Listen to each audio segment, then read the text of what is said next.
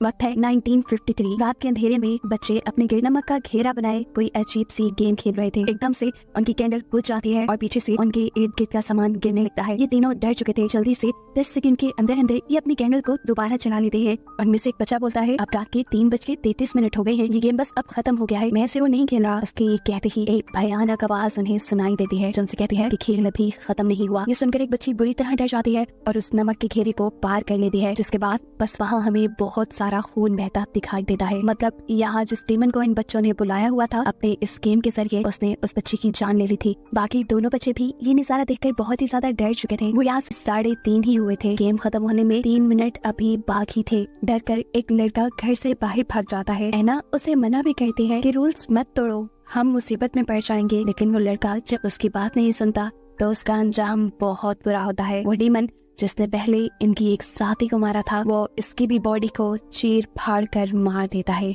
और सिर्फ ऐना ही जिंदा बच पाती है। वो घर के अंदर आ जाती है, जिसके बाद हम देखते हैं कि दरवाजा खुद ब खुद बंद हो गया।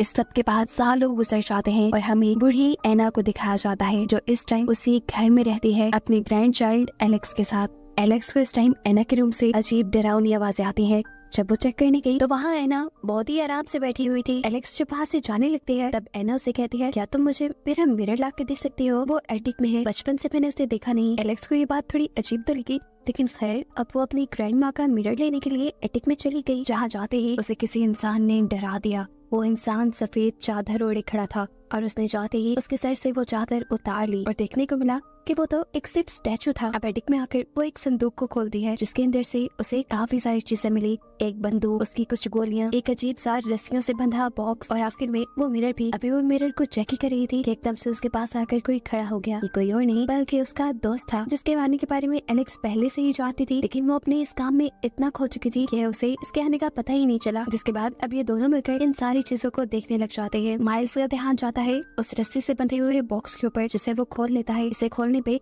इसके अंदर काफी अजीबो गरीब चीजें थी, जैसे कुछ कैंडल्स, एक कागज जिसके ऊपर बहुत से लोगों के नाम और उनके खून के कतरे लगे हुए थे, और इन सब नामों में ऐना का नाम भी लिखा हुआ था। ये देखकर एलेक्स को थोड़ा अजीब लगा। यहाँ पर कुछ फोटोज भी थी। ये जिनकी फोटो थी, फोटो के पीछे उनके नाम लिखे हुए थे और साथ में वो चीजें भी लिखी हुई थी कि जिन चीजों से इन लोगों को डर लगता है। अभी वो ये सब चेक ही कर रहे थे कि एकदम से ऐना आकर इनके ऊपर चिल्लाने लगी, आखिर क्या जरूरत थी, तुमने ये गेम बॉक्स क्यों खोला? वो ये कह रही थी कि एकदम से वो बेहोश होकर गिर जाती है। ये दोनों घबरा कर डॉक्टर को बुलाते हैं। ये डॉक्टर ऐना का बचपन का दोस्त था और जब से ऐना बीमार थी तब से ही वो ऐना का इलाज कर रहा है। डॉक्टर इन दोनों को बताते हैं कि ऐना को आराम की जरूरत है, जितना हो सके उसे आराम करवाएं और एटिक में जाने बिल्कुल भी नहीं थे। बचपन में जो उसके साथ हादसा हुआ था वो उसे अभी तक भुला नहीं पाई। ये दोनों गौर से उसकी बात सुनते रहते हैं, जबकि दूसरी तरफ ऐना नर्स के इंजेक्शन लगाकर रूम से निकलते ही अपनी आंखें खोल चुकी थी, ऐसे जैसे उसे कुछ हुआ ही ना हो, और फिर वो उठ के अपने आप को एक अलमारी के अंदर बंद कर लेती है। बाहर डॉक्टर और नर्स दोनों घर से जा चुके थे। उनके जाने के बाद एलेक्स और उसका दोस्त बातें करते हैं। आखिर वो डॉक्टर और ऐना किस गेम के बारे में बात कर रहे थे? आखिर उसमें ऐसा क्या है जिससे दोनों इतना डरते हैं? हमें भी देखना चाहिए।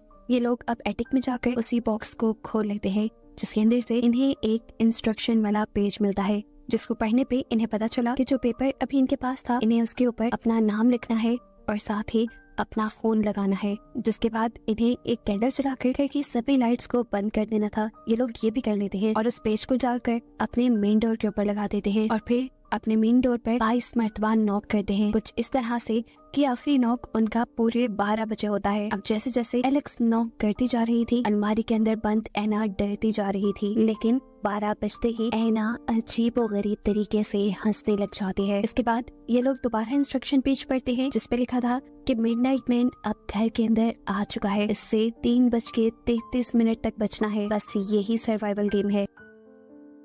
लेकिन अब ये इंस्ट्रक्शन का पेज आता था। इन्हें बाकी इंस्ट्रक्शंस जानने के लिए बाकी आधा पेज ढूंढना था, जिसे ढूंढने के लिए एलेक्स का दोस्त यानी माइल्स तो एटिक में चला जाता है, जबकि एलेक्स को ऐना के रूम से कुछ अजीबोगरीब आवाजें आने लगी थी। वो उसे चेक करने के लिए चली जाती है। ऐना के रूम में ऐना कहीं भी नहीं थी। देखकर एलेक्स घबरा गई। उसने अपनी कैंडल को साइड पे रखा और वॉशरूम खोलकर वहाँ ऐना को ढूंढने लगी। इधर एटिक में माइल्स को इंस्ट्रक्शन वाला पेज पे मिल गया था, जिसमें लिखा था कि इन लोगों ने अपनी कैंडल बुझने ही नहीं देनी। अगर इनकी कैंडल बुझ गई तो इन्हें 10 सेकंड के अंदर अंदर उसे दोबारा जलाना होगा, नहीं तो मिडनाइट मैन उन्हें ऐसे डरावने विजन्स दिखाएगा कि ये लोग खौफ से ही मर जाएंगे। एलेक्स जो कि एना को चेक करने के लिए वॉशरूम में गई थी। पीछे से उसकी कैंडल बुझ गई, जिसके बारे में उसे पता नहीं चला, और यहाँ उसके पीछे आ गया मिडनाइट मैन उसे डराने के लिए। और यहाँ मिडनाइट मैन के आते ही एना अपने बेड पे दिखाई देती है। एलेक्स जो कि अब डरी हुई थी, अगले ही पल वो डीमन उसे उठा के दीवार के ऊपर फेंक देता है। अभी वो दीवार पे ही लटकी हुई थी कि नीचे टब में खून भरने लगा और उसके अंदर से अजीबोगरीब तरीके से एलेक्स ही निकली। बाहर जो एना बैठी हुई थी वो अब कुछ अजीबोगरीब पढ़ रही थी, और उसके ऐसा करते ही अंदर बाथरूम में मौजूद एलेक्स के मुंह से खून निकल रहा था। वो जोर जोर से चिल्लाने लगी थी, और यहाँ तभी माइल्स आ जाता है। वो उसका मुंह पकड़ के उसे बताता है, एलेक्स सब ठीक है यहाँ पर, तुम जो अभी देख रही थी वो सिर्फ तुम्हारा एल्यूजन था जो तुम्हें वो मिडनाइट मैन दिखा रहा था, यहाँ ऐसा कुछ भी नहीं है। ये सुनकर उसे थोड़ा होश आता है और वो नॉर्मल भी हो जाती है। एलेक्स जल्दी से उसके इर्द गिर्द नमक का एक घेरा बना देता है और फिर उसकी कैंडल चलाता है। वो बताता है कि मुझे इंस्ट्रक्शन का बाकी आधा पेज भी मिल गया है, जिसके अकॉर्डिंग हम एक जगह रुककर नहीं बैठ सकते, हमें आगे आगे बढ़ते रहना होगा, अपनी कैंडल को बुझने नहीं देना, और जब भी वो कैंडल बुझे तो हमें जल्दी से इस नमक के दायरे में आकर वापस खड़ा होना है, क्योंकि ये हमारे लिए एक प्रोटेक्शन है। साथ ही वो बताता है कि इस मिडनाइट मैन को भगाने का एक आसान तरीका भी है कि अगर कोई उसके दिखाए एल्यूजन से नहीं डरता तो वो खुद ही हार कर भाग जाता है। माइल्स कहता है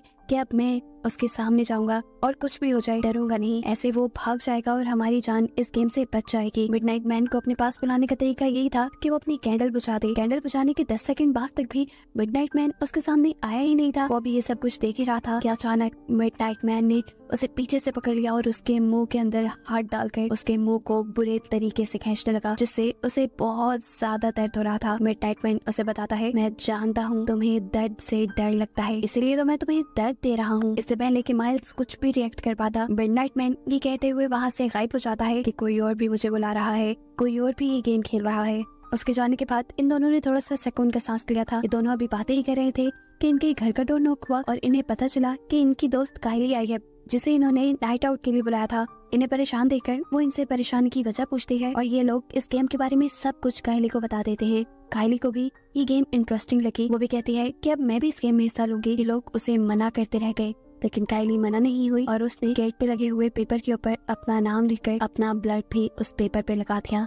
ऐसे वो इस गेम का हिस्सा बन गई। ये तीनों अब अपनी कैंडल्स चलाकर घूमने लग जाते हैं और यहाँ पर एलेक्स इन सब को अपनी पास्ट की स्टोरी बताती है, जहाँ उसकी मॉम ने उसके सामने ही अपने आप को फांसी देकर मार दिया था, और फांसी लेने से पहले एना ने भी एलेक्स की मॉम से वही मिरर मंगवाया था। यानी साफ मतलब है कि एलेक्स की मॉम ने भी वो गेम खेली थी और मिडनाइट मैन से डरकर उन्होंने अपने आप को फांसी दे दी। ये लोग अभी ये बातें कर रहे थे कि इनके पीछे दोबारा मिडनाइट मैन आ जाता है और अचानक से इनकी कैंडल्स भी बुझ जाती हैं, जिसे ये वक्त रहते ही दोबारा चला लेते हैं। लेकिन अब ऊपर से पानी टपक रहा था, जिसकी वजह से कायली की कैंडल दोबारा बुझ गई। उसकी कैंडल दोबारा जल भी नहीं रही थी क्योंकि वो खत्म होने वाली थी। इसीलिए ये जल्दी से कायली के इर्द गिर्द नमक का एक दायरा बना देते हैं और उसे वहीं खड़े रहने को कहते हैं ताकि वो एक नई कैंडल लाकर उसे दे सके। ये लोग जब चले गए तो उसने अपने आप से बातें करना शुरू कर दी और कहा, मुझे तो मिडनाइट मैन से बिल्कुल डर नहीं लगता। वो अभी ये कह ही रही थी कि मिडनाइट मैन दोबारा उसके सामने आ गया। वहाँ रखे हुए एक पानी के टैंक पे उसने छोटा सा सुराख कर दिया जो आहिस्ता आहिस्ता उसके नमक के दायरे तक आ रहा था। ये नमक के दायरे को तोड़ सकता था, खुद वो इसमें से निकल भी नहीं सकती थी।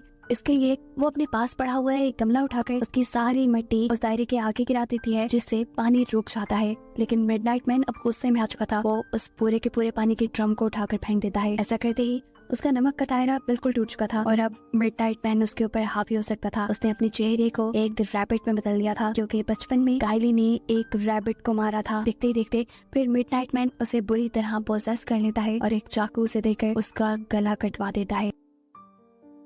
एकदम से वो वियन से बाहर आ गई और उसने देखा कि वो जिंदा थी। दूसरी तरफ हमें दिखाया जाता है कि घर में अब वो डॉक्टर भी आ चुके थे, जिससे ये लोग पहले मिल चुके थे। वो आते ही इसके मेन डोर पर लगे हुए गेम वाले पेज को देख लेते हैं और इनसे कहते हैं कि तुम्हें ये गेम नहीं खेलनी चाहिए थी। ऐसा लग रहा था कि जैसे उन्हें इस गेम के बारे में पहले से ही सब पता हो। हाँ, ये बात सच भी थी। जब बचपन में यानी 1953 में एना ने ये गेम खेली थी, तब डॉक्टर उसी रूम में मौजूद थे। डॉक्टर ने इस गेम में हिस्सा नहीं लिया था क्योंकि वो डरते भी थे और एना ने उन्हें ये कहते हुए भी मना कर दिया था कि वो बहुत छोटा है। वो कहते हैं कि उस रात सभी मर गए, बस एना जिंदा बची। सिर्फ यही नहीं, सबसे शॉकिंग बात वो इनको ये भी बताती है कि उस दिन के बाद से एना अब मिडनाइट मैन के लिए काम करती है। वो उसको इंसान सप्लाई करने का काम देती है। वो इंसान देती है जिनके साथ मिडनाइट मैन खेल सके और उनकी जान ले सके। मिडनाइट मैन को हारना बिल्कुल नहीं पसंद, इसलिए अगर कोई जीतने लगे तो वो उसके साथ चीटिंग कर लेता है। सीन कट होकर हमें दोबारा काइली को दिखाया जाता है जो अपने बचपन वाले कमरे में थी। उसके सामने वही खरगोश मरा हुआ पड़ा था जिसे उसने खुद मारा था। वो इस खरगोश को उठा लेती है और फौरन ही उसके सामने मिडनाइट मैन आ जाता है जो उसे कहता है बस तुम्हारा खेल खत्म हुआ। ये कहते ही अब हमें काइली को मरा हुआ दिखाया जाता है, इस कमरे में नहीं बल्कि उसी जगह पर जहाँ उसने अपने आप को पहले चाकू मारा था। बाकी सब लोग जब इस जगह पहुँचते हैं तो ये लोग अब बुरी तरह घबरा गए थे। डॉक्टर इन दोनों से कहता है हमें एटिक में जाकर फौरन इस गेम को रोकना होगा, नहीं तो सबके स्टाफ मारे जाएंगे। ये लोग जल्दी से नमक का एक सर्कल बनाकर उसके अंदर खड़े हो जाते हैं और इतनी ही देर में यहाँ पर एना आ जाती है जिससे रोते हुई एलेक्स सवाल करती है कि आखिर आपने मेरी मॉम को क्यों मारा था, आपने उन्हें एटिक में शीशा लेने क्यों भेजा था, उन्हें क्यों फंसाया था, उनका क्या कसूर था आखिर। इन सारी बातों का एना इतना सा जवाब देती है कि वो बस गेम हार गई थी। यहाँ एना देखती है कि उसका दोस्त डॉक्टर उस नमक के सर्कल के अंदर नहीं खड़ा हुआ था। एना उससे कहती है तुम सर्कल के अंदर चले जाओ नहीं तो मारे जाओगे। डॉक्टर जवाब देता है कि मैं जब गेम का हिस्सा ही नहीं तो मारा कैसे जाऊंगा। यहाँ पर एना का खूनखार रूप हमें देखने को मिलता है। एना उससे कहती है डीमन नहीं तो मैं ही तुम्हें मार डालूंगी। ये कहते ही उसने बुरी तरह अपने ही दोस्त पे हमला कर दिया और बार बार अपने हाथों में छुपाया हुआ चाकू उसके सीने में स्टैब करते हुए उसे मार डाला। इधर हम देखते हैं कि एलेक्स ने भी वो गन उठा ली थी जो यहाँ करीब एक बॉक्स में रखी हुई थी। वो एना को अपने से करीब आने से रोकती है और जब एना नहीं रुकती तो एलेक्स उसके ऊपर गोली चला देती है और ऐसे ना चाहते हुए भी एलेक्स के हाथों उसकी ग्रैंडमा एना मारी जाती है। एना के मरते ही यहाँ मिडनाइट मैन आ जाता है जिसे देखकर ये दोनों कहते हैं तुम हमें नहीं मार सकते क्योंकि हम यहाँ नमक के सर्कल के अंदर हैं। ये लोग नमक के सर्कल के अंदर 4 बजे तक बैठे रहे और जैसे ही इन्हें लगा कि अब बस खतरा खत्म हो गया है तो सबसे पहले माइल्स इस सर्कल से बाहर निकल के आता है और डॉक्टर को चेक करता है क्या वो जिंदा है, लेकिन उसने तो इन लोगों के लिए अपनी जान दे दी थी। एकदम से माइल्स की नजर उसकी घड़ी पे पड़ती है जहाँ भी 3:30 बज रही थी। मतलब एक और मर्तबा इस मिडनाइट मैन ने इन सब के साथ चीटिंग कर दी थी। 4 बजने के बावजूद भी उसने सारी घड़ियों में टाइम 3:30 का बचा दिया और ये गेम तो 3:33 पे ओवर होती है। ऐसे माइल्स जो अभी भी सर्कल के बाहर खड़ा हुआ था, मिडनाइट मैन जल्दी से आकर उसको सर से पकड़ के अपना बड़ा सा नाखूनों वाला हाथ उसके मुंह के अंदर स्टैब कर करके उसे मार डालता है और आखिर में बस एलेक्स ही बचती है। जिसके साथ क्या हुआ ये नहीं दिखाया गया। मूवी के ट्रेडिशन के मुताबिक तो अब मिडनाइट मैन एलेक्स को एना की तरह इस्तेमाल करेगा जो उसे इंसान ला कर देगी खेलने के लिए, लेकिन कुछ भी ऐसा दिखाए बगैर कहानी यहीं पे खत्म हो जाती है।